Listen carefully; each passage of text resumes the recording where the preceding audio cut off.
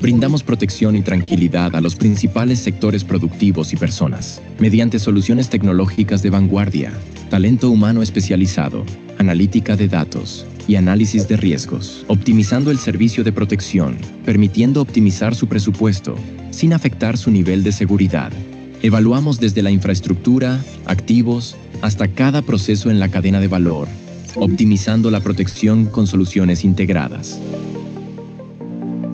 Seguridad Atlas. Protección y seguridad inteligente, sin límites. Avanzando con el mundo.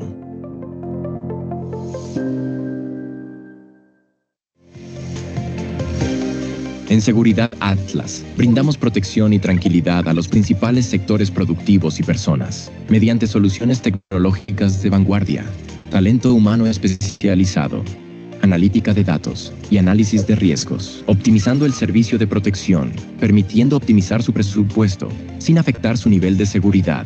Evaluamos desde la infraestructura, activos, hasta cada proceso en la cadena de valor, optimizando la protección con soluciones integradas. Seguridad Atlas. Protección y seguridad inteligente, sin límites. Avanzando con el mundo.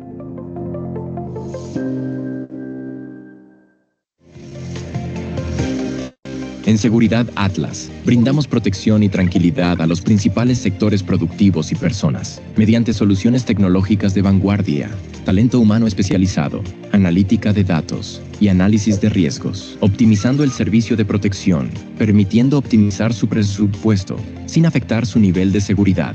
Evaluamos desde la infraestructura, activos, hasta cada proceso en la cadena de valor, optimizando la protección con soluciones integradas. Seguridad Atlas. Protección y seguridad inteligente, sin límites. Avanzando con el mundo.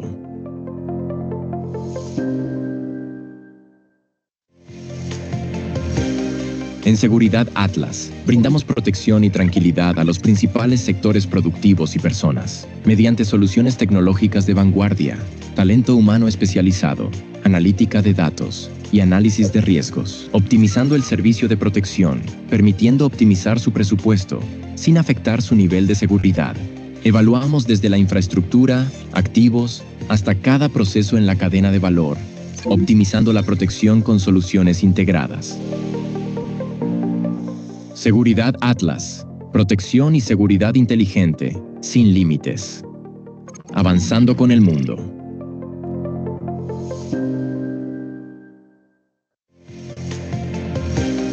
En Seguridad Atlas, brindamos protección y tranquilidad a los principales sectores productivos y personas, mediante soluciones tecnológicas de vanguardia, talento humano especializado, analítica de datos y análisis de riesgos, optimizando el servicio de protección, permitiendo optimizar su presupuesto, sin afectar su nivel de seguridad.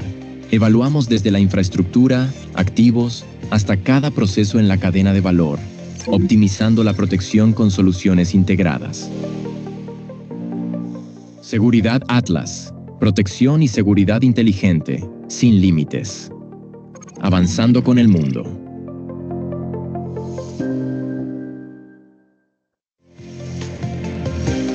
En Seguridad Atlas, brindamos protección y tranquilidad a los principales sectores productivos y personas, mediante soluciones tecnológicas de vanguardia, talento humano especializado, analítica de datos y análisis de riesgos, optimizando el servicio de protección, permitiendo optimizar su presupuesto, sin afectar su nivel de seguridad.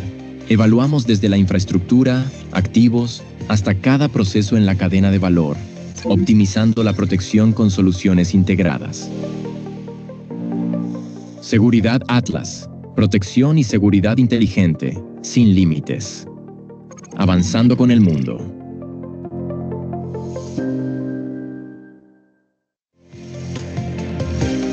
En Seguridad Atlas, brindamos protección y tranquilidad a los principales sectores productivos y personas, mediante soluciones tecnológicas de vanguardia, talento humano especializado, analítica de datos y análisis de riesgos, optimizando el servicio de protección, permitiendo optimizar su presupuesto, sin afectar su nivel de seguridad.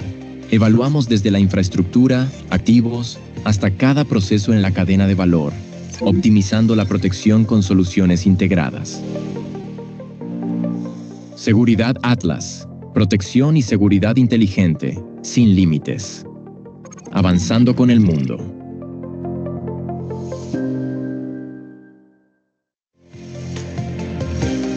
En Seguridad Atlas, brindamos protección y tranquilidad a los principales sectores productivos y personas, mediante soluciones tecnológicas de vanguardia, talento humano especializado, analítica de datos y análisis de riesgos, optimizando el servicio de protección, permitiendo optimizar su presupuesto, sin afectar su nivel de seguridad. Evaluamos desde la infraestructura, activos, hasta cada proceso en la cadena de valor, optimizando la protección con soluciones integradas. Seguridad Atlas. Protección y seguridad inteligente, sin límites. Avanzando con el mundo.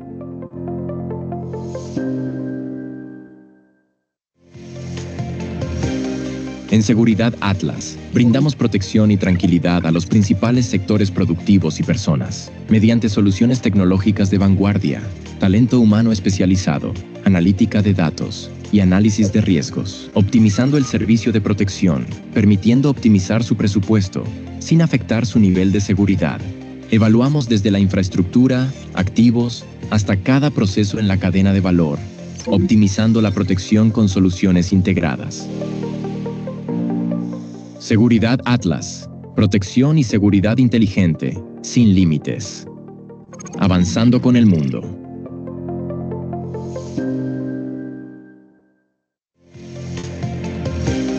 En Seguridad Atlas, brindamos protección y tranquilidad a los principales sectores productivos y personas, mediante soluciones tecnológicas de vanguardia, talento humano especializado, analítica de datos y análisis de riesgos, optimizando el servicio de protección, permitiendo optimizar su presupuesto, sin afectar su nivel de seguridad. Evaluamos desde la infraestructura, activos, hasta cada proceso en la cadena de valor, optimizando la protección con soluciones integradas. Seguridad Atlas. Protección y seguridad inteligente, sin límites. Avanzando con el mundo.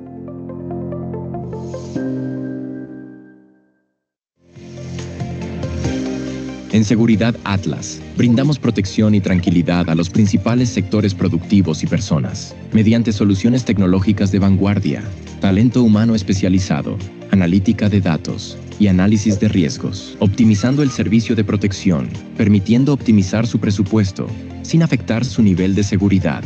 Evaluamos desde la infraestructura, activos, hasta cada proceso en la cadena de valor, optimizando la protección con soluciones integradas.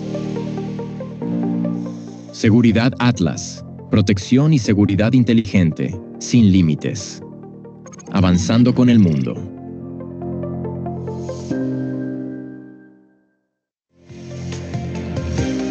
En Seguridad Atlas, brindamos protección y tranquilidad a los principales sectores productivos y personas, mediante soluciones tecnológicas de vanguardia, talento humano especializado, analítica de datos y análisis de riesgos, optimizando el servicio de protección, permitiendo optimizar su presupuesto, sin afectar su nivel de seguridad. Evaluamos desde la infraestructura, activos, hasta cada proceso en la cadena de valor, optimizando la protección con soluciones integradas. Seguridad Atlas. Protección y seguridad inteligente, sin límites. Avanzando con el mundo.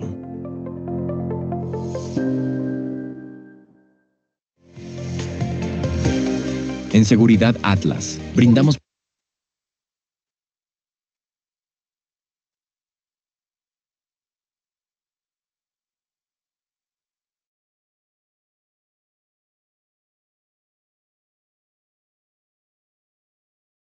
Muy buenos días, Muy muy buenos buenos días, días. ¿cómo están? Bien, muchísimas gracias. Quiero extender un saludo muy especial a las más de 90 personas que tenemos en este momento conectadas a este importante espacio. En nombre de Seguridad Atlas, de la transportadora de valores Atlas, del grupo Atlas de Seguridad, bienvenidos a este webinar Sarlat 2.0. Mi nombre, Luis Fernando García Tarquino, soy el gerente general de la compañía y su representante legal. Y como ustedes, siempre nos ha interesado estar al corriente, estar un paso adelante con todas estas normas y buenas prácticas de gobierno corporativo como lo es el SARLAT 2.0.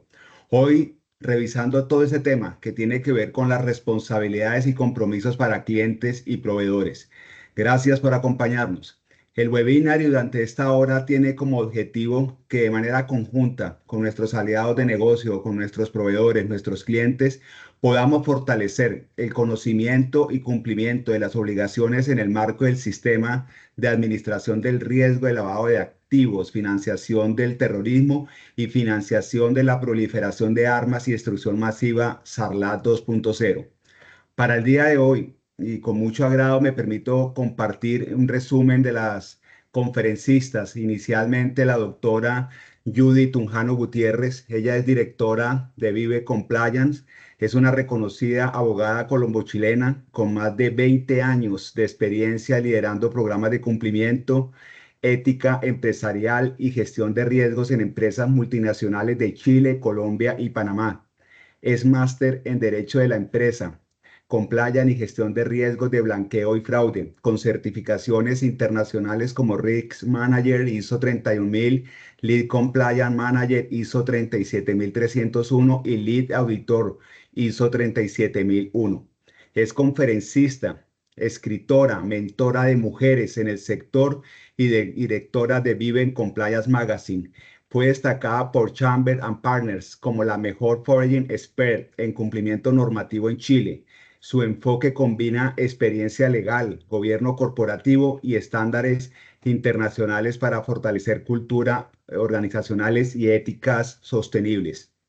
Con ella también nos va a acompañar el día de hoy el doctor Carlos Alfonso Bochel Norman. Es reconocido experto en seguridad y cumplimiento en gestión de riesgos, con más de 38 años de experiencia en sectores públicos y privados.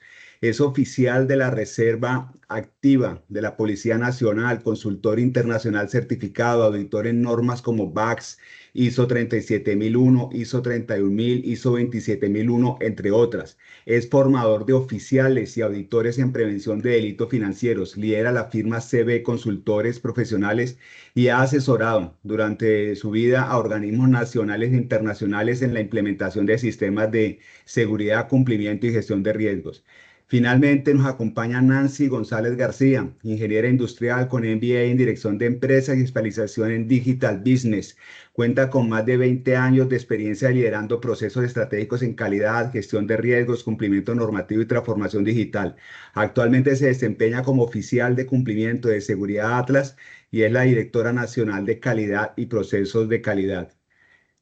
Un grupo valioso, grandes profesionales, donde vamos a tratar durante la próxima hora de hacer un enfoque práctico, preciso, de lo que significa estas normas tan importantes, pero sobre todo la manera de aplicarlos en nuestras organizaciones. Durante el desarrollo habrá un espacio para foro, para algunas preguntas de todos nosotros. Bienvenidos de esta manera, mil y mil gracias y le damos la bienvenida en este momento a Judy Tunjano Gutiérrez. Gracias.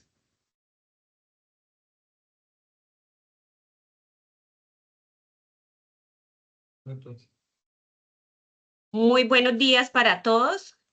Yo soy Nancy González García, soy el jefe nacional de calidad y procesos, oficial de cumplimiento de seguridad Atlas. Para mí es muy grato tenerlos aquí nuevamente, darles la bienvenida a este espacio tan significativo en el que compartimos un propósito con nuestros clientes y proveedores de nuestras empresas Seguridad Atlas Limitada y Transportadora Valores Atlas. Tenemos un propósito hoy con este webinar, que es construir juntos un entorno seguro, íntegro y confiable. ¿A través de qué? Nuestro SARLAT 2.0. Tenemos que juntos asumir este reto, este compromiso. Nos hemos caracterizado como empresa de vigilancia y como empresa de transportadora de valores en el tema de legalidad, de transparencia y de buenas prácticas en el mercado. Sabemos que implementar un sistema como lo es el SARLAT 2.0 no es sencillo. Es un sistema muy robusto y hemos iniciado este camino desde el año 2024, fortaleciendo esa integridad, y por eso hoy usted nos acompaña para fortalecer toda nuestra cadena de valor. En esta presentación quiero compartirles a ustedes cómo ha sido todo ese proceso de transición del CIPLAT que nosotros traíamos como Seguridad Atlas Limitada y el SALAT versión 1 que traíamos con Transportadora de Valores Atlas. Permítanme, ya les comparto un slide que les tengo para ustedes. Compartir.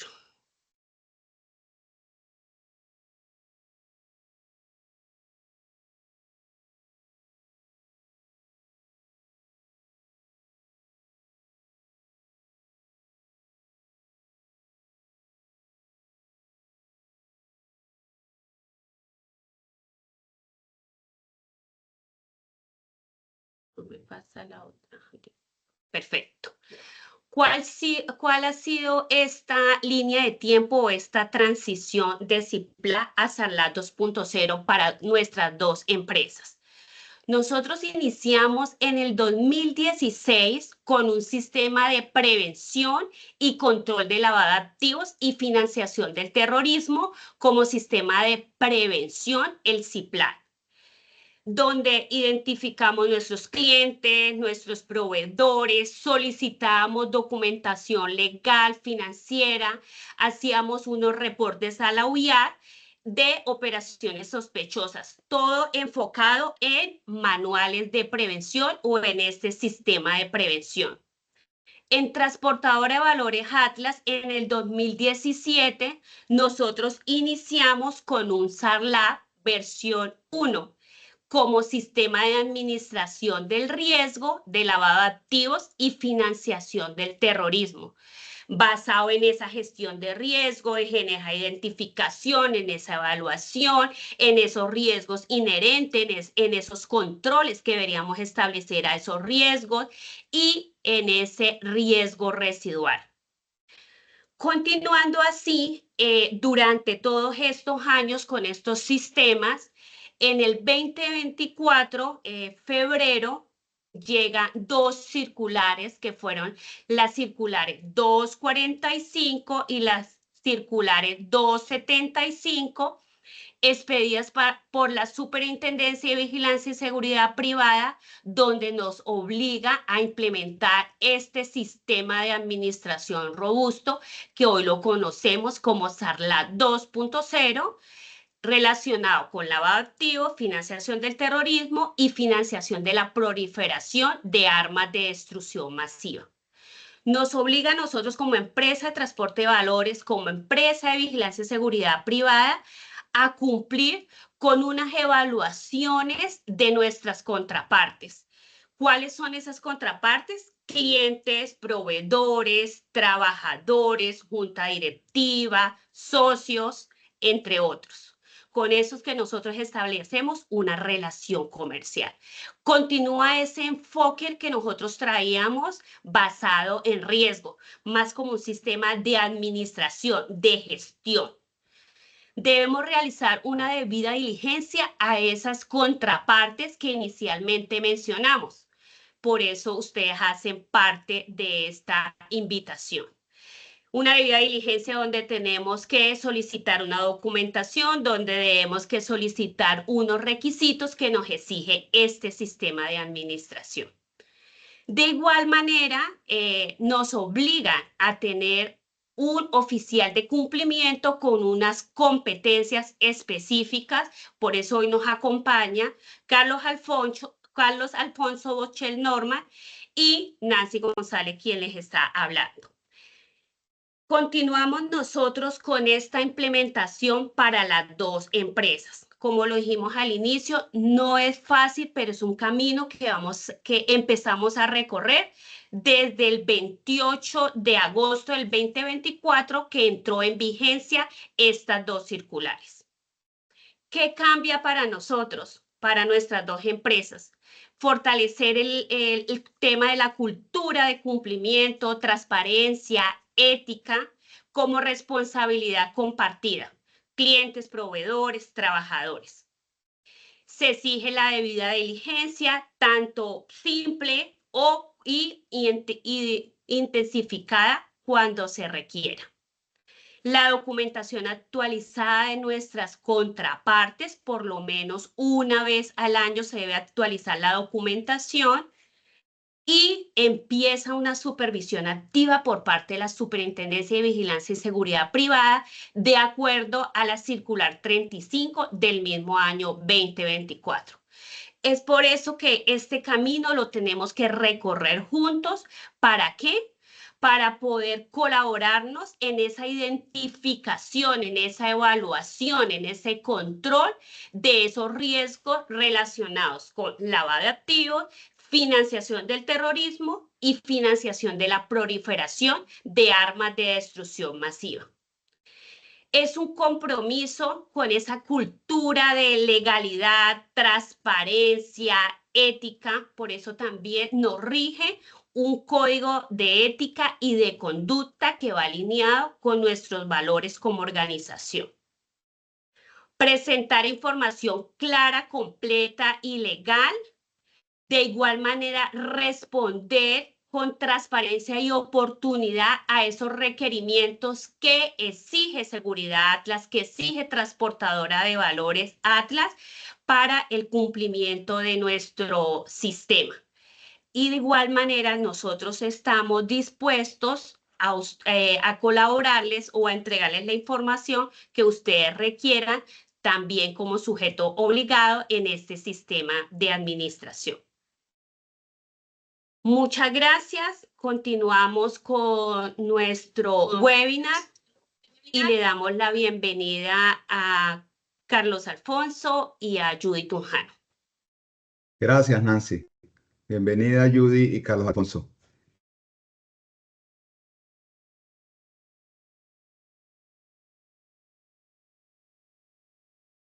Buenos días, Luis Fernando. Buenos días, Nancy. Buenos días, Judy. Y buenos días para todos. Este día es un día muy importante porque estamos cumpliendo con una de las condiciones que Atlas siempre ha tenido dentro de su columna vertebral, y es precisamente el cumplimiento de la legalidad y las buenas prácticas. Y bueno, muchas gracias por la invitación y como siempre acá con la camiseta puesta por todas esas tareas que vamos a desarrollar.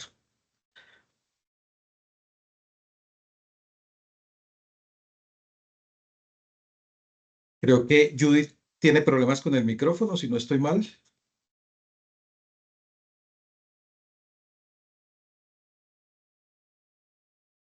Sí, yo creo, Luis Fernando, que si quieres comenzamos los dos y mientras le ayudan a Judy a solucionar. Está bien. Hagámoslo así, Carlos, está bien.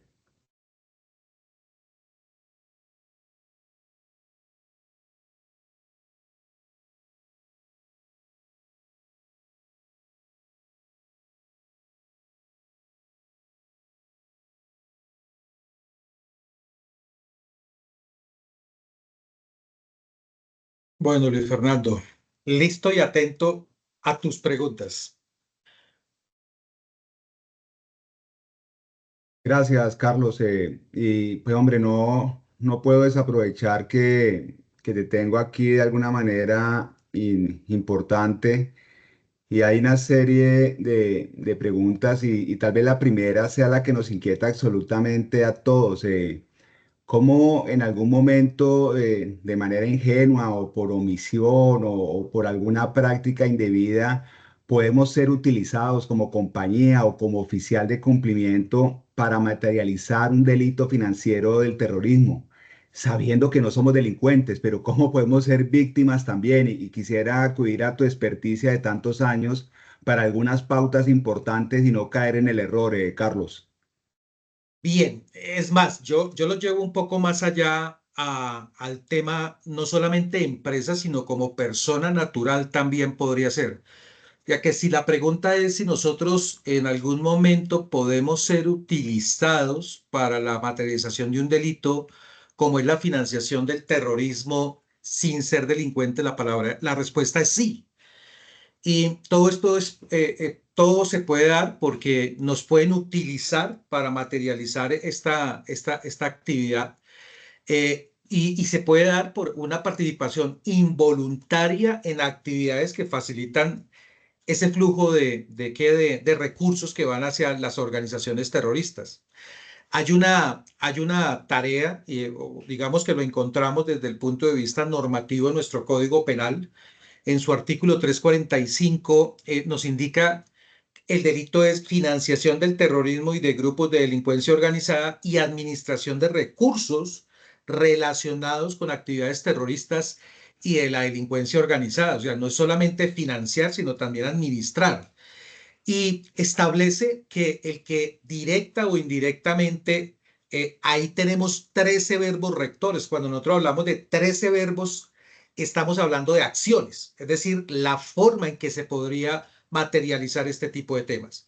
Entonces nos dice que el que provea, el que recolecte, el que entregue, el que reciba, el que administre, el que aporte, el que custodie, el que organice, el que apoye, el que mantenga, el que financie o sostenga económicamente, y nos divide esto en 4 grupos. Grupos de delincuencia organizada, grupos armados al margen de la ley o sus integrantes, o grupos terroristas nacionales o extranjeros, o a terroristas nacionales o extranjeros que tengan actividades terroristas, y se puede incurrir en una pena de prisión de 13 a 22 años y una multa que va entre 1.300 a 15.000 salarios mínimos mensuales legales vigentes.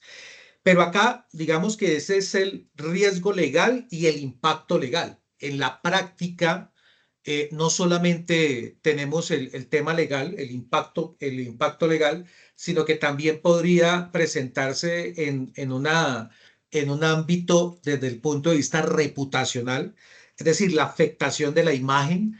También podría darse en un tema que va a tener un impacto operacional, y muchas veces, digamos, las contrapartes, hablando de sus asociados de negocio, ante una inminente, digamos, materialización de un riesgo de contagio, comienzan automáticamente a irse, a separarse. Entonces, aquí hay algo muy importante, y es que nosotros escuchamos o hemos escuchado hace muchos años el tema de la financiación del terrorismo y creemos que es solamente ir y darle un recurso a este tipo de organizaciones criminales. Pero si uno se detiene, ve uno el detalle. Por ejemplo, cuando hablamos de la acción de proveer en el contexto de la financiación del terrorismo, se refiere a cualquier acción que proporcione fondos, bienes o recursos para que apoyen a esos delincuentes. Sí, entonces nosotros como personas, como integrantes de una empresa, una persona natural o una persona jurídica, puede ser pasiva, y nosotros podemos terminar recolectando, administrando fondos o promoviendo actividades que puedan contribuir a una financiación de este tipo de organizaciones. Hay un segundo verbo rector que es recolectar, y esa recolección significa obtener o acumular fondos, bienes o recursos que van a ser utilizados por estos grupos terroristas o financian sus actividades. Un ejemplo de este verbo es de cómo recolectar fondos para financiar el terrorismo a través de recaudación de fondos de organizaciones o individuos, donde se utilizan, por ejemplo, campañas de donación, o se aprovecha la labor de una persona para irle a pedir el apoyo que puede ir, por ejemplo, para algo o para alguien, entre comillas, que puede ser a simple vista legítimo, que puede ser un tema de responsabilidad, pero en el fondo eso termina llegándole a estos grupos delincuenciales. Otro de los temas, o otro de los verbos rectores que debemos tener en cuenta es la palabra entregar, la acción entregar, que en ese contexto de la financiación del terrorismo se refiere aparte de la recolección, a dar, usar o custodiar bienes o recursos para apoyar esas actividades terroristas. Y esto puede ser a través de una transferencia de fondos o de recursos que pueden ser a través de temas bancarios o en efectivo o cualquier otro método que en este momento se pueda dar. Por ejemplo, hoy en día con estos temas de la parte de los activos virtuales. Proporcionar apoyo de material, esto incluye la entrega de armas, explosivos o cualquier otro recurso que pueda ser utilizado por actos terroristas, hablando de, por ejemplo, estos grupos narcotraficantes o estos grupos de delincuencia organizada que también terminan apoyando esta entrega a estos grupos. Y también se puede dar a través de la facilitación de acceso a fondos, ¿sí? Que se puede dar a través de aperturas de cuentas bancarias a nombre, es decir, que las maneja un tercero, pero alguien está colocando, en este caso, ¿para qué? Para que puedan tener recursos y por ahí los puedan mover, la creación de empresas fachada o cualquier otro medio que le permita realmente recolectar ese tipo de fondos o de bienes para ser utilizado. Otro de los elementos que tenemos es recibir, que en el contexto se refiere a una acción de obtener, adquirir o aceptar esos fondos que van a ser destinados para acciones terroristas. Y esto puede incluir, en este caso, donaciones, robos, extorsiones, tráfico de drogas, venta de armas, lavado de dinero y cualquier otro tipo de actividades ilícitas. Mire que uno de los ejemplos que tenemos acá es cuando extorsionan a una persona. La persona, en este caso, digamos, ante el temor de la situación que se presenta, termina pagando esa extorsión. Sin embargo, él no denuncia, Entonces, mañana capturan al delincuente y digamos que la legislación penal colombiana permite, en este caso, la negociación del delito, en este caso para el delincuente, a través de delación. Y él no va a admitir que en este caso estaba extorsionando a una persona, sino va a llevar a esa persona a decir que en este momento, pues él recibía donaciones o él estaba recibiendo aportes que estaba haciendo una persona. Y cuando comienza la investigación, la persona, hablando de persona natural o jurídica, que no hizo la denuncia de esa extorsión, pues al final no tiene un elemento para poder demostrar, en este caso, que era bajo esa figura o bajo esa presión que estaba entregando este tipo de elementos y termina inmiscuido dentro de la investigación penal, cuando en la práctica realmente esto se podía haber manejado de una forma distinta. Otro de los puntos que tenemos es la administración, que se refiere a esas acciones de manejo, control y disposición de fondos y de recursos que se utilizan para apoyar o financiar actividades terroristas. Entonces, es increíble, pero la administración puede implicar esa recolección y la gestión de recursos cuando no son monetarios, sino que se están entregando a través de bienes o a través de servicios. Y entonces ellos, entre comillas, dándole una apariencia de legalidad, esos fondos terminan siendo utilizados dentro de la parte de la legalización a través de un lavado de activos, pero terminan realmente en manos de los grupos terroristas para sus acciones que van a desarrollar. Otro de los escenarios que tenemos es el aportar, que en este caso la financiación del terrorismo significa apoyo financiero a través de ¿qué? De donaciones, transferencias o cualquier otro medio.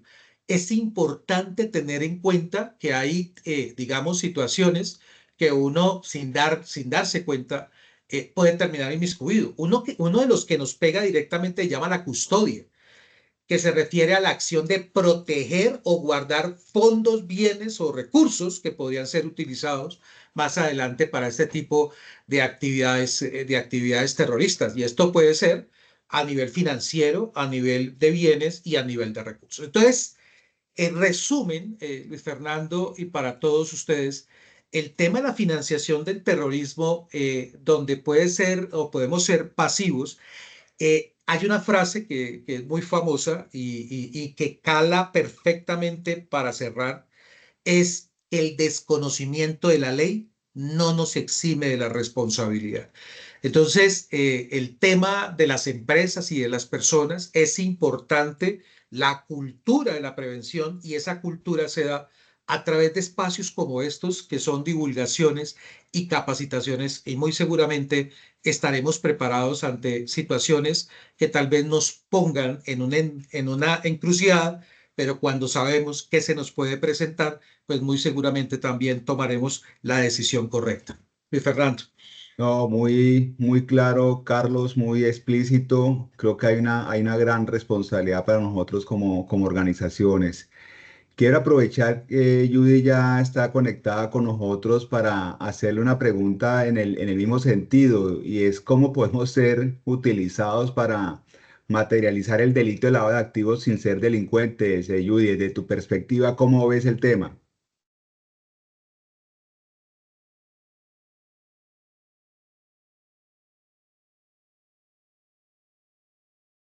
Creo que Judy sigue con dificultades, estos temas de la tecnología que suelen ocurrir, pero entonces voy a aprovecharte, Carlos, que estás en sintonía para hacerte una pregunta número dos, mientras que Judy logra conectarse.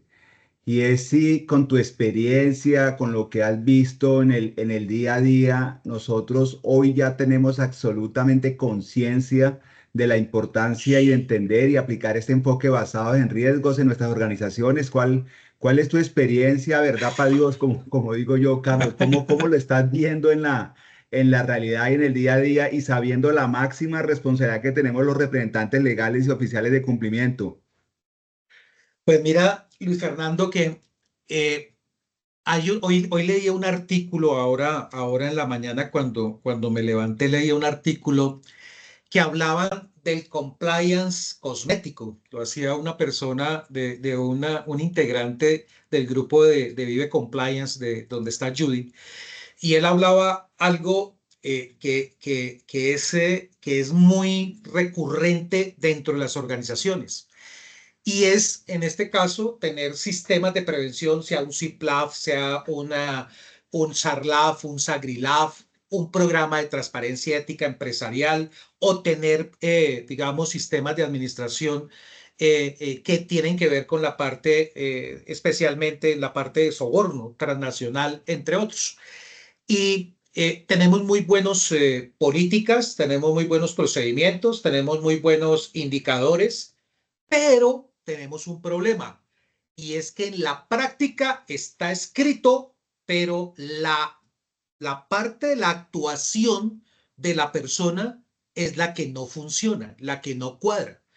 ¿Esto qué quiere decir, Luis Fernando? Que en este ámbito, cuando nosotros hablamos de estos escenarios, mire que dentro de la parte de los sistemas hoy en día, nos piden un código de ética y de conducta. O sea, nos piden los dos, ética y conducta.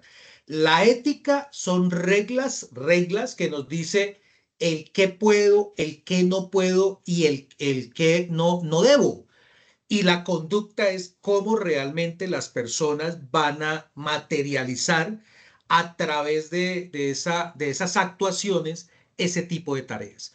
Entonces, cuando nosotros hablamos en estos temas del SARLAF, está enfocado es precisamente en eso, en cómo poder llevar a las personas esa política que el alto gobierno ha aprobado, que en este caso se está llevando a las altas direcciones para que realmente se pueda practicar. Y no solamente que en la práctica se desarrolle, sino que fortalezca la cultura, uno de prevención y la segunda de cumplimiento.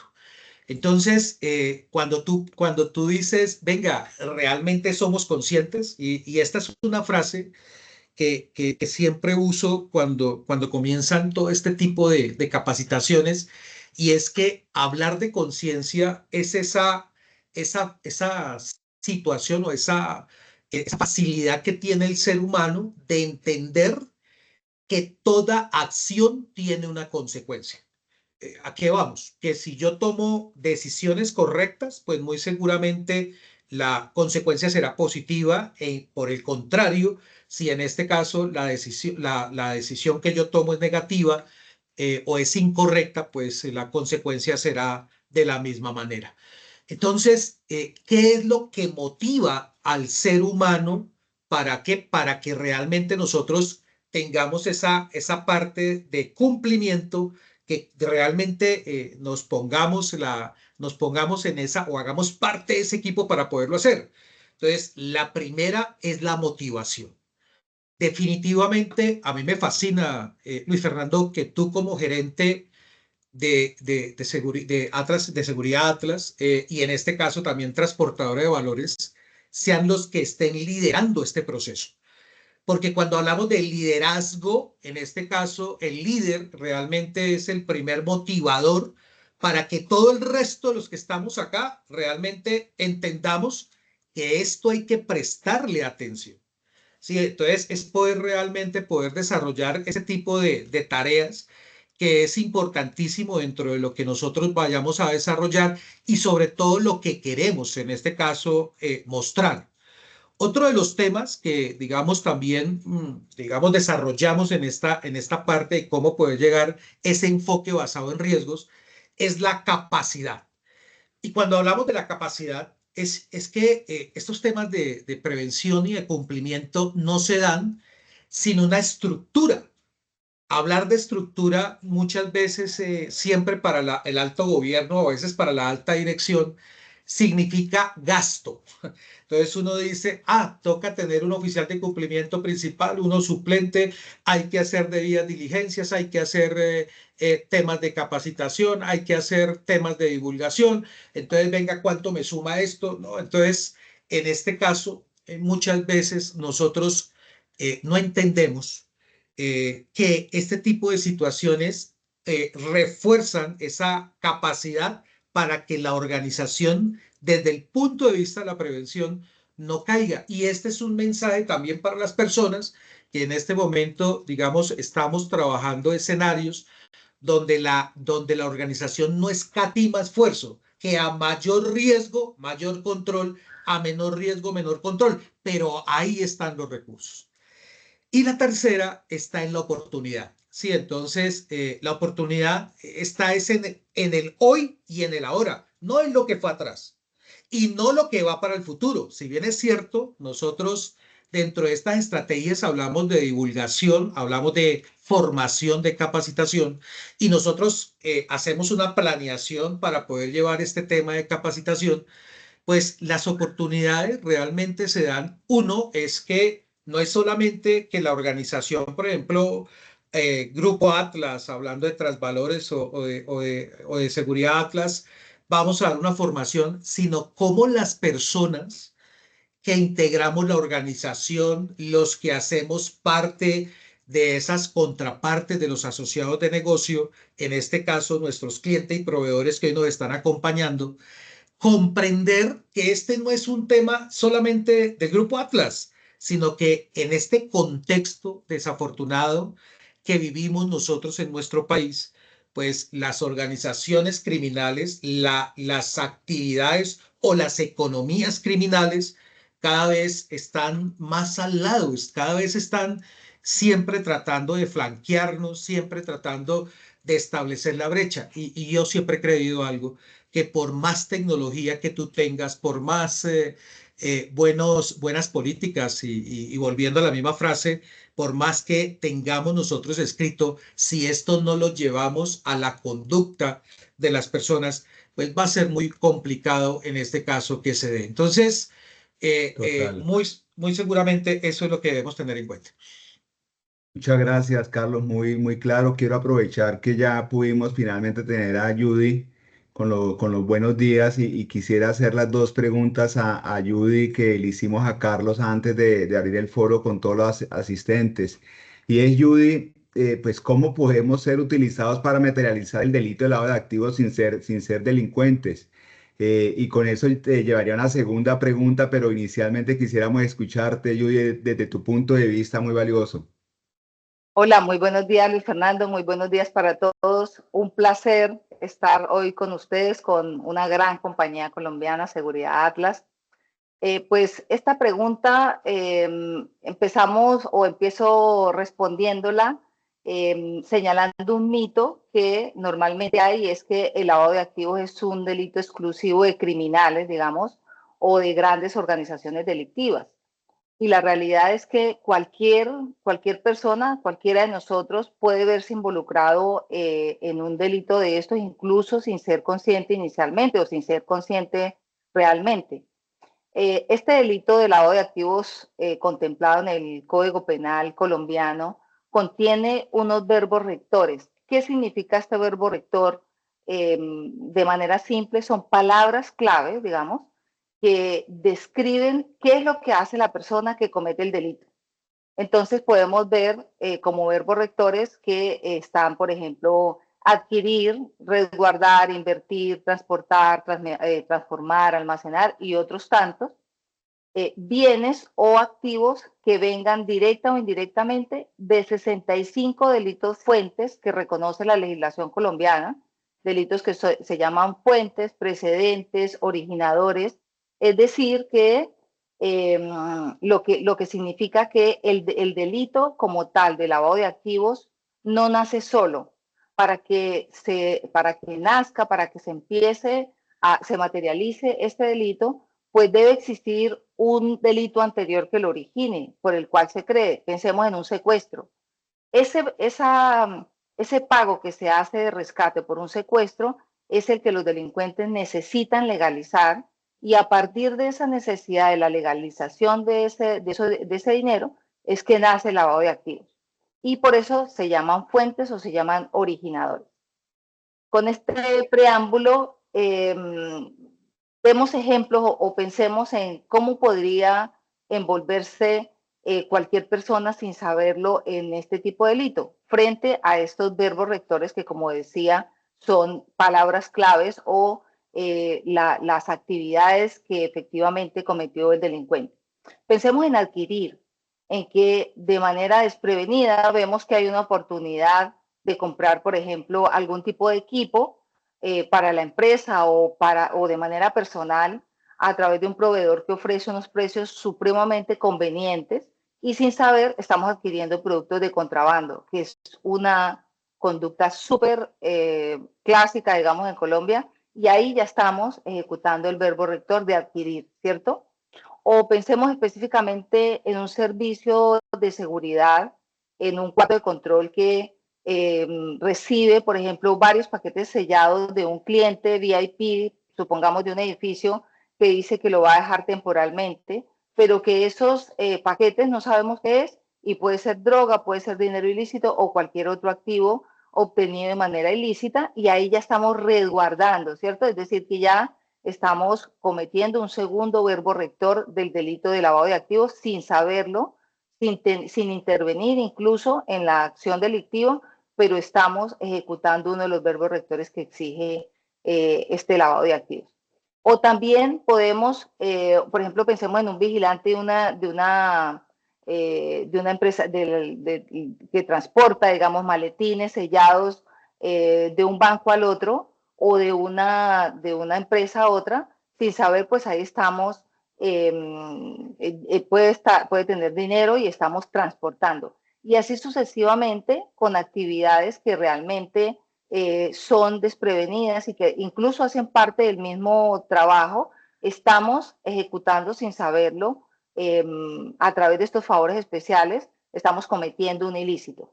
Y aquí hay una lección súper importante, y es que la mayoría de las legislaciones del mundo contempla que la ignorancia o la buena fe no son excusas ante la ley. Entonces, después no podemos decir, no, es que yo no sabía, es que fue un asalto a la buena fe que me tomaron por sorpresa, etc. Esa es más o menos la forma Muy en que claro. podemos caer, digamos. Muy claro, Judy, lo ha sintetizado absolutamente claro, al igual que Carlos en su momento. Esto me lleva a hacerte la segunda pregunta, Judy, es pues hablando de este enfoque basado en riesgos, pues cómo entender y aplicar ese EBR, y sobre todo bajo las recomendaciones que hace el GAFI. ¿Cuál sería como tu pauta de manera sencilla y práctica para lograrlo? Gracias.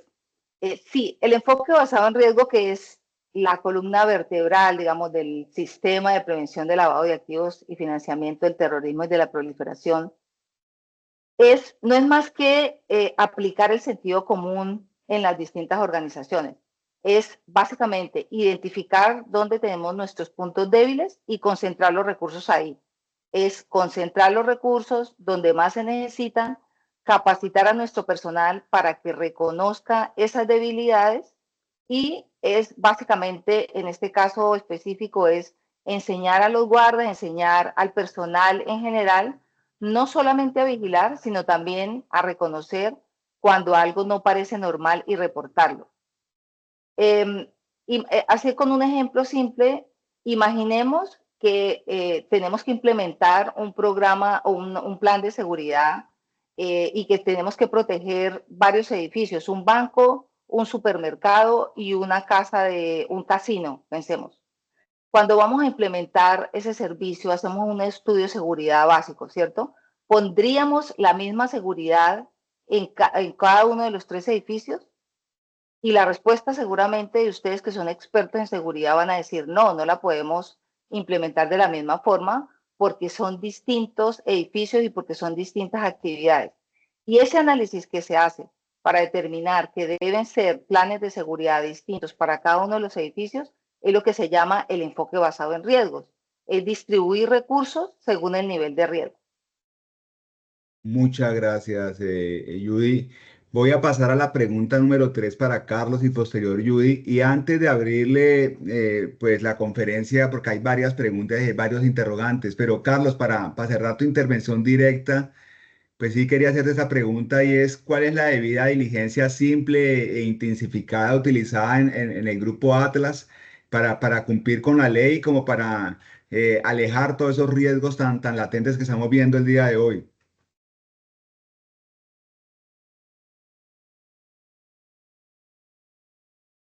Estás en mood, Carlos. Cuando nos hablaba Nancy en el tema de la transición del CIPLAF a SARLAF, en el mes de agosto del año pasado comenzó realmente en forma ya los temas del SARLAF. Muchos de ustedes que son proveedores y clientes nuestros del grupo comenzaron a recibir en este caso una actualización de la información.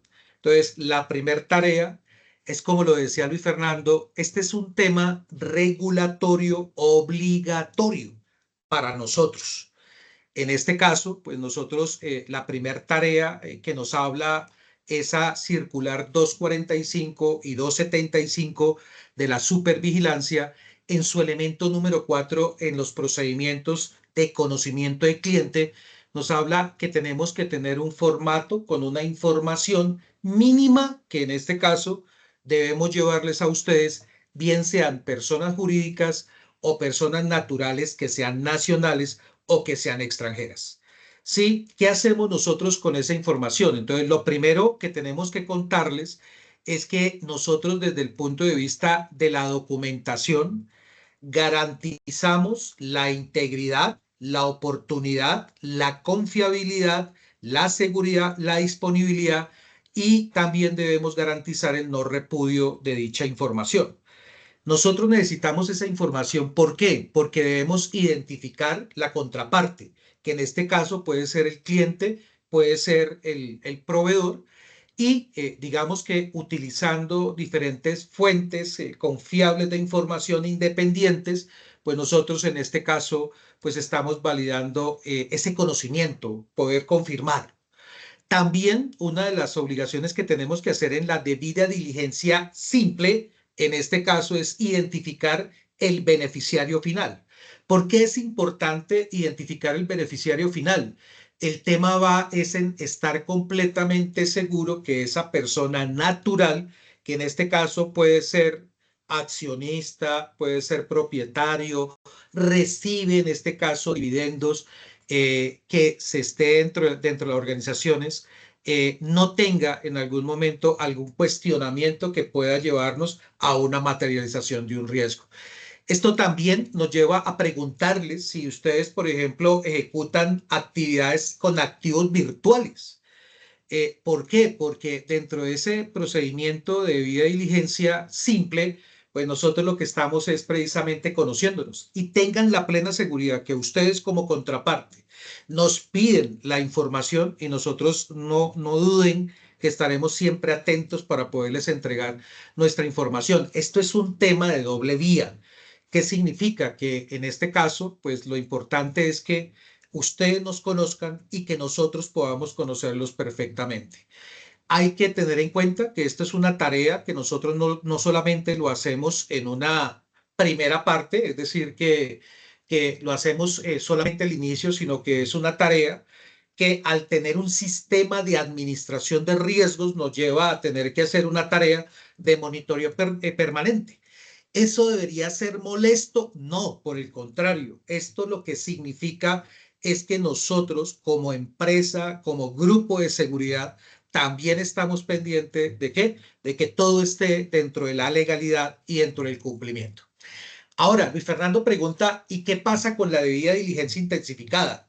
Entonces, en este caso, la debida diligencia intensificada se aplica según la circular 245, nos dice que se aplica a contrapartes que representan un mayor riesgo, a contrapartes que se encuentran en países no cooperantes o jurisdicciones de alto riesgo, o en este caso, digamos, también en situaciones que de pronto se presenten algo que se salga de la normalidad.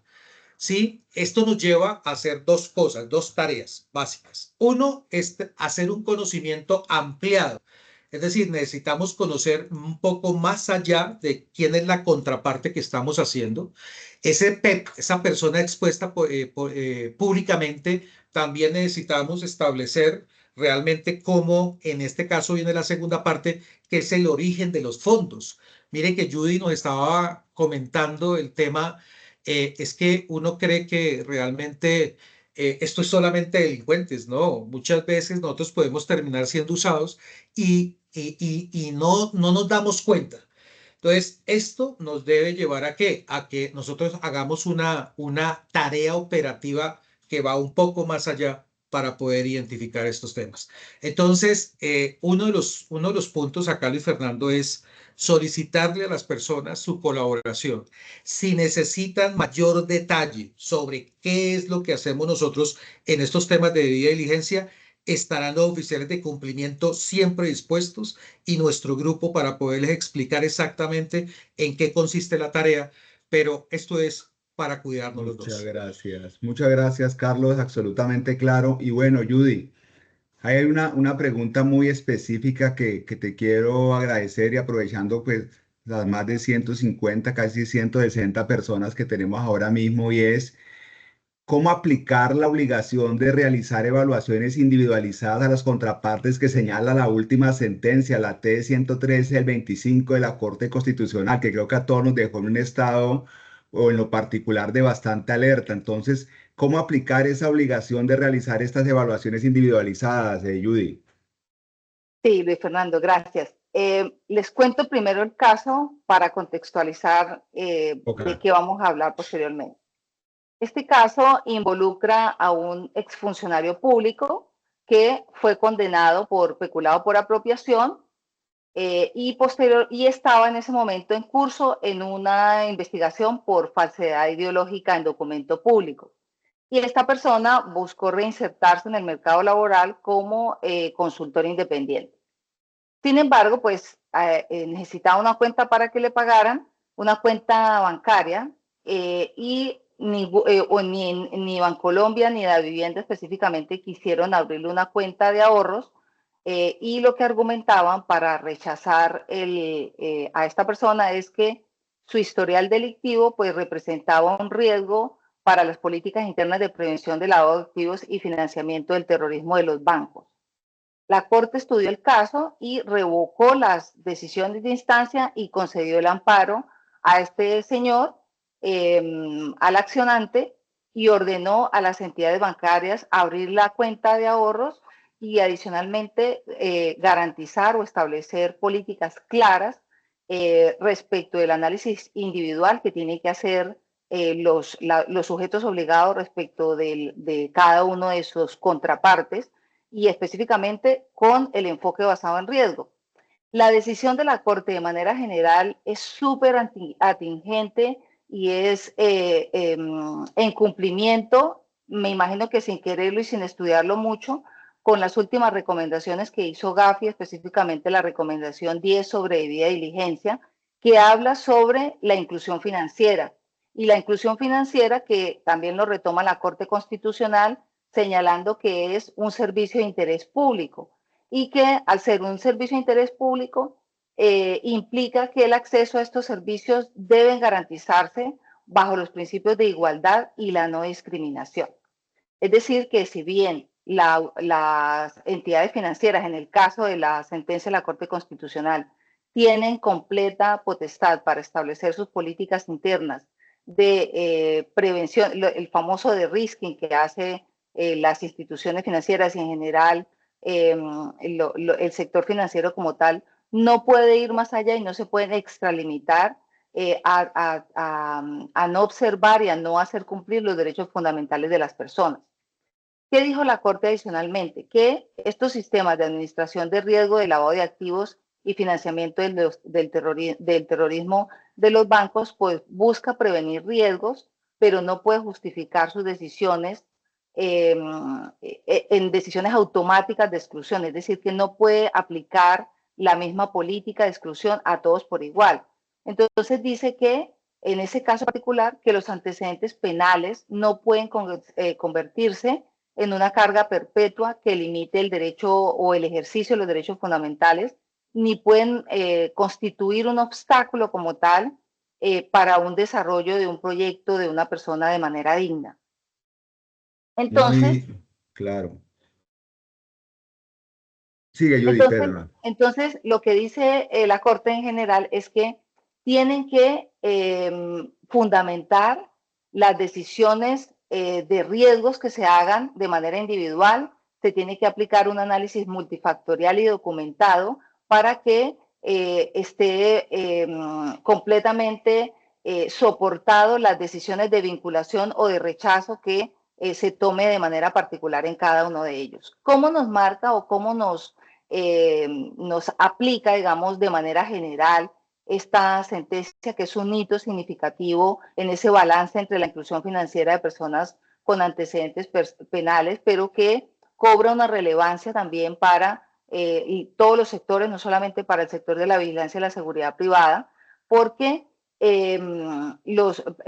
específicamente en este sector, la vigilancia y la seguridad privada tienen la obligación de implementar sistemas de administración de riesgo de lavado de activos y adicionalmente actúan como aliados estratégicos en la implementación de programas de administración del riesgo también de terceros, de otras empresas como tal, en los diferentes servicios y en los roles que desempeñan. Entonces, ¿cómo nos puede aplicar acá, colocando ejemplos específicos?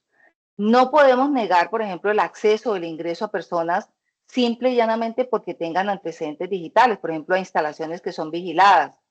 Se tienen que contar con protocolos específicos, protocolos sobre evaluaciones individuales que soporten, por ejemplo, el rechazo o la confirmación de una persona, darle acceso a un sitio o soportarla o permitirle hacer parte de alguna organización o de algún ingreso. Otro aspecto fundamental es esas listas negras, porque normalmente cuando uno hablaba de gestión de riesgos, decía que cada una de las organizaciones podía ir estableciendo sus propias listas discriminatorias producto de las evaluaciones internas, y aquí la Corte nos está diciendo que ese tipo de listas negras no puede ser un criterio único, sino que tiene que estar soportado de manera multifactorial. Y respecto del apoyo que da la vigilancia y la seguridad privada a terceros en la implementación de su sistema de administración de riesgo, pues tiene que también soportar este tipo de decisiones, este tipo de procedimientos de manera adecuada para que las decisiones que se tomen estén soportadas en un análisis integral, en un análisis absoluto y no simple y llanamente en un antecedente que tenga una persona. Ok, muchísimas gracias, Judy. Creo que lo hablamos en un principio. No solamente es la norma, no solamente es pegar un código de ética, sino las capacidades que debe desarrollar las organizaciones para poder anticiparse, sin obstruir también el libre comercio y el normal desarrollo de los negocios. Creo que ahí hay un sano equilibrio donde debo actuar, debo tener buenas prácticas, pero el desarrollo continúa. Excelente aclaración, Judy. Muchas gracias. Hay varias preguntas. Le voy a pedir a Nancy González si de pronto me ayuda con las preguntas y las dirigimos a Carlos y a Judy, porque hay algunas inquietudes bien interesantes. Nancy, por favor, dinos las preguntas. Muchas gracias. La primera pregunta está relacionada con ¿qué diferencia la hace Orlando Díaz Ortega? Muy buenos días. ¿Qué diferencia hay con Sagrilar? ¿Cuál es la que tiene mejores estándares? Esa pregunta para quién es, ¿para Carlos, para Judy o para los dos? Carlos, por favor, muchas gracias. Bueno, Bueno, la primera diferencia es el ente de inspección, control y vigilancia, que en este caso está dado para las empresas. El SagriLab es un sistema, perdón, la primera es que esta es un tema regulatorio expedido por la Superintendencia de Sociedades y digamos que dependiendo hay, en este caso, 9 superintendencias más, 3 ministerios, 2 departamentos administrativos y una alcaldía que en este caso fungen como entes reguladores. Entonces, cada uno tiene, entre comillas, tiene un sistema para los aspectos de prevención. Esa es la primera diferencia. ¿Quién la expide? La segunda diferencia es la estructura. Entonces, cuando nosotros hablamos de un SagriLab, estamos hablando de un sistema de autocontrol y de gestión del riesgo integral de lavado de activos. Entonces, estamos hablando que en este caso se le entrega ese autocontrol a la empresa de acuerdo a, como nos decía Judy, a ese enfoque basado en riesgos, a esa gestión de riesgos y las actividades que desarrolla. ¿Para qué? Para que gestione integralmente esa prevención de riesgos. En otros sistemas, el tema va en administrar, en este caso, que ya estamos viendo que parte de los riesgos de la organización y cómo estructura la parte de prevención. El tercer punto diferencial es que digamos, la actividad de los negocios pueden ser distintas. Allá está segmentado el SagriLab, el SagriLab diferenció quienes tienen la obligación de cumplir con todo el aspecto del capítulo 10 de la circular básica jurídica, pero también al segmentar le dio a otras partes, a otros sectores, temas que en este caso podrían tener en cuenta para cumplir parcialmente con algunas actividades, no con todas. Entonces, cuando viene la pregunta principal es, ¿cuál de los dos es mejor? La respuesta es ninguno de los dos es mejor el uno que el otro. Lo que pasa es que el SagriLab es más antiguo. En este caso tiene un tiempo que lleva más tiempo en una parte de estabilización dentro de las organizaciones y maduración. Pero ¿cuál es el riesgo? El riesgo es que si no se estabilizó correctamente y no se ha hecho el acompañamiento, puede jugar en contra bajo el pensamiento de creer que este es más grande y más fuerte que el resto. Para mi concepto, es mucho más ajustado un SagriLab porque obliga permanentemente, es decir, digamos que tenemos a alguien aquí detrás que nos está permanentemente diciendo tenemos que organizarlo. Y no olvidemos que cada vez que sale una norma nueva, un aspecto regulatorio, esa regulación nueva ha recolectado esa experiencia de normas anteriores y cada vez estamos viendo normas que van siendo mucho más ajustadas a una realidad que en este caso pues es importante desarrollar. Entonces, cada uno desde su aspecto es importante desarrollarlo. gracias, Carlos. Carlos, muchas gracias. La segunda pregunta, Arly, muchas gracias por la pregunta. ¿Todas las empresas deben manejar SagriLab? Judy, por favor. A ver, las empresas, digamos que SagriLab es un nombre que recoge el sistema de administración de riesgos de lavado de activos y financiamiento del terrorismo. Pero cada regulador, digamos en Colombia, le ha establecido una denominación. Lo llama SagriLab o lo llama SagriLab porque dentro del mismo SagriLab está el régimen de medidas mínimas, que son aquellas empresas que tienen que establecer unos procedimientos mínimos dentro de su sistema de prevención. Todas las empresas que tienen que implementar un programa de administración del riesgo lavado de activos está dado por la Evaluación Nacional de Riesgos.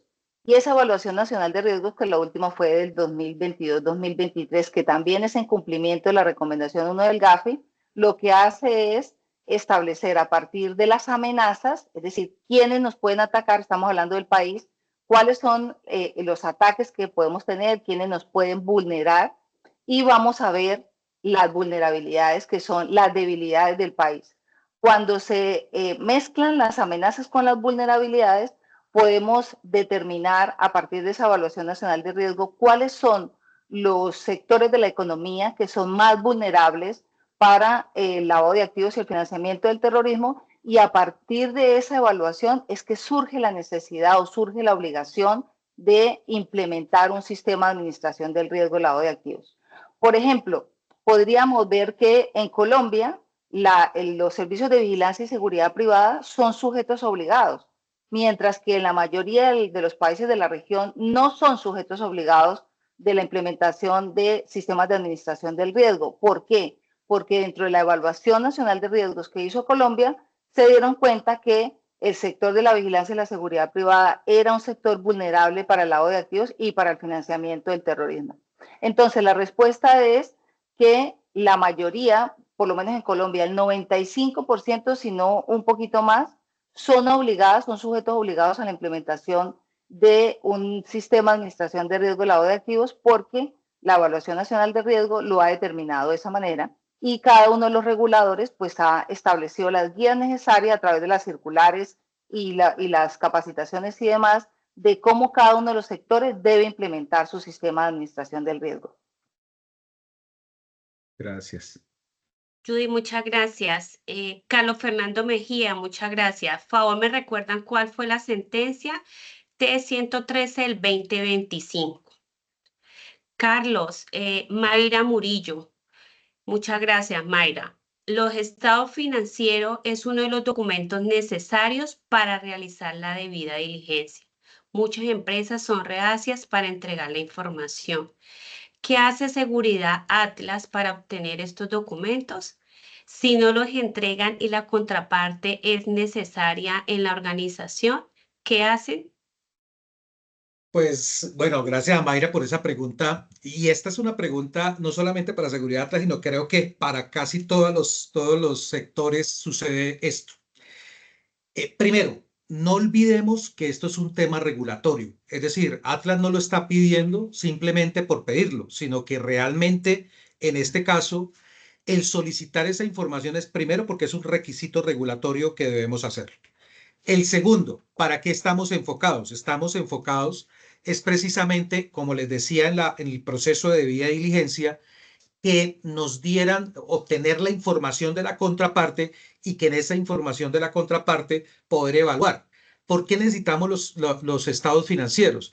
Los estados financieros, en este caso, se necesitan para poder evaluar, para poder corroborar la información que muchas veces en este caso nos están entregando dentro de ese formato de conocimiento de cliente. Sí, para tener la tranquilidad en este momento que la información que se cruza efectivamente habla del principio de la confiabilidad. Esa es la primera. La segunda, ¿qué sucede en este aspecto? Cuando uno dice, no, yo no los entrego.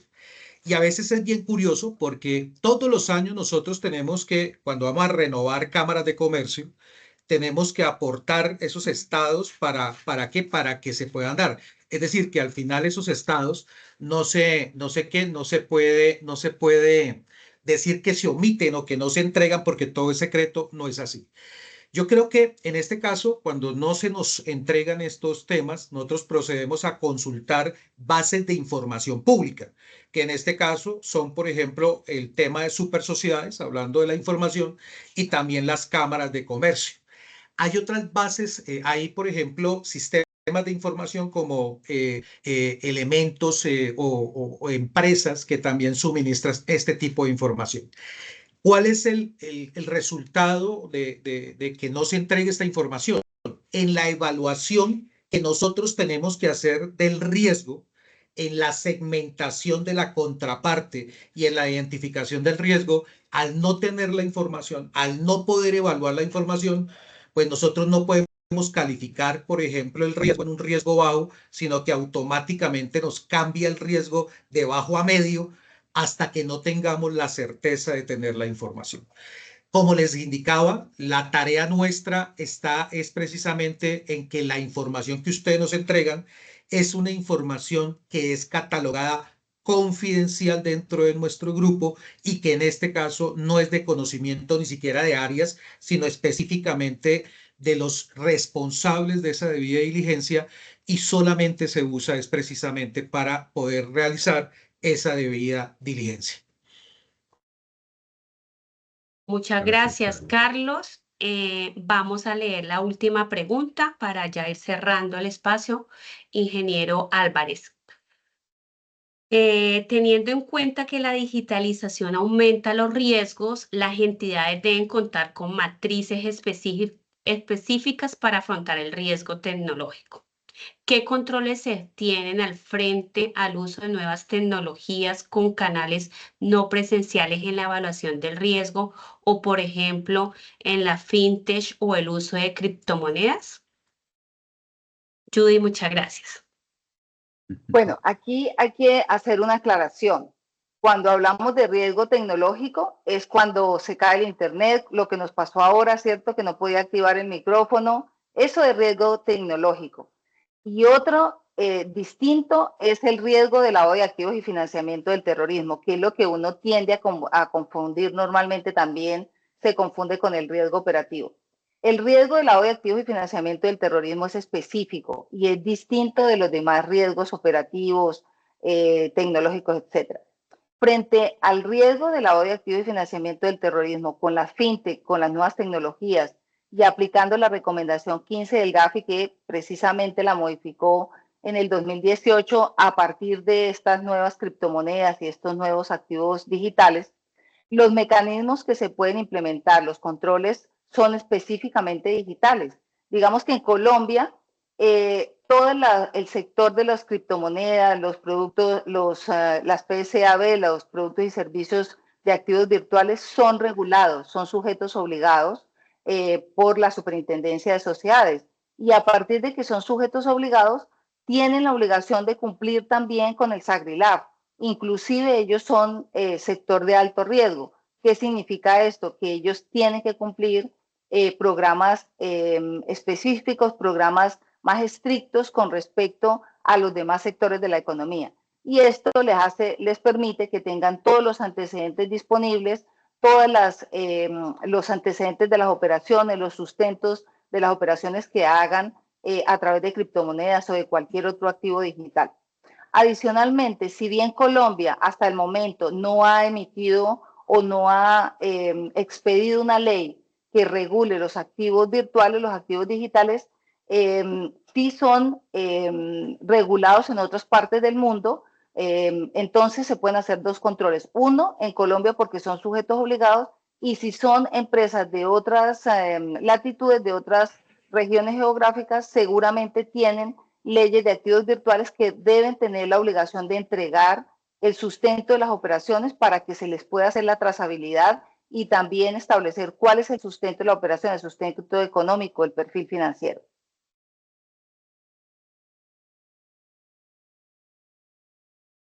Gracias. ¿Listo, Nancy? De acuerdo, sí, señor. Muchas gracias a todos por las preguntas.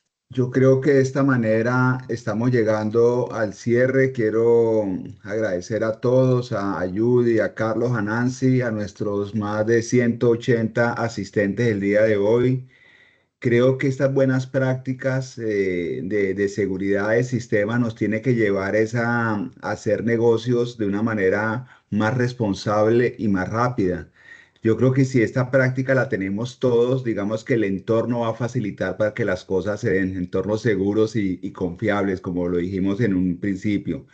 Creo que sigue habiendo muchas dudas, muchos tabús a veces, y por eso creo que el seminario de hoy nos ayudó a esclarecer muchísimas cosas, pero aquí estamos atentos para todos ustedes, para aclarar, para servir. Quiero agradecerles, son las 9:16 de la mañana, hemos agotado el tiempo. Mil y mil gracias en nombre del Grupo Atlas de Seguridad. Un hasta pronto. Mil y mil gracias. A ustedes, muchas gracias por la invitación. Gracias a todos. Dios los bendiga. Hasta pronto. Muchas gracias. Feliz día. Muchas gracias a todos.